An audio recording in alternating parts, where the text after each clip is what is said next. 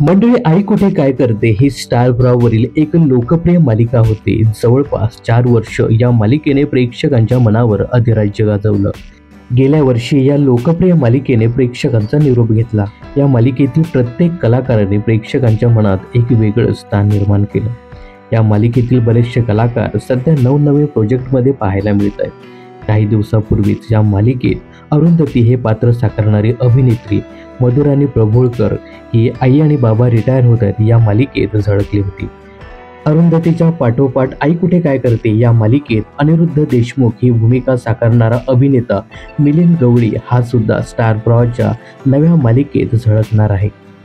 तर अभिनेते मिलिंद गवळी हे स्टार प्रवाहावर नव्यानं दाखल झालेल्या लग्नानंतर होईलच प्रेम या मालिकेत माजी समाज कल्याण मंत्री यशवंतराव भोसले यांची भूमिका साकारताना दिसतील.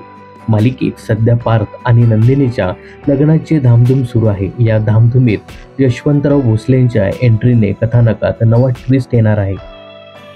तर लग्नानंतर होईलच प्रेम या मालिकेतील व्यक्तिरेखेविषयी बोलताना मिलिंद गवळी म्हणाले, जवळपास 3 महिन्यानंतर पुन्हा एकदा सेटवरचं वातावरण अनुभवतोय. अनिरुद्ध या पात्रावर प्रेक्षकांनी भरभरून प्रेम केलं. आजही प्रेक्षक या पात्राला विसरलेले नाहीत. लग्नानंतर होईलच प्रेम या मालिकेतील भूमिका खूपच वेगळी आहे. मी माजी समाज कल्याण मंत्र्याची भूमिका साकारणार आहे. यशवंतराव भोसलेच्या येण्याने मालिकेत नवा कोणता धमाका येणार हे प्रेक्षकांना लवकरच कळेल. मी सुद्धा हे पात्र साकारण्यासाठी खूपच उत्सुक आहे. सर्वात महत्त्वाची गोष्ट म्हणजे लग्नानंतर होईलच प्रेम मालिकेचे निर्माते शशांक सोळंकी आणि मी एकाच कॉलेजमध्ये शिकलो होतो.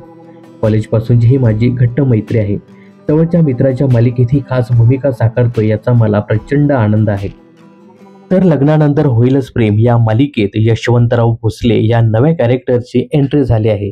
याविषयी तुम्हाला काय सांगायचं आहे हे कमेंट्स करून नक्की सांगा. लग्नानंतर होईलच प्रेम ही नवी कोरी मालिका स्टार प्रवाहावर सोमवार ते शनिवारी संध्याकाळी 7 वाजता प्रसारित केली जाते.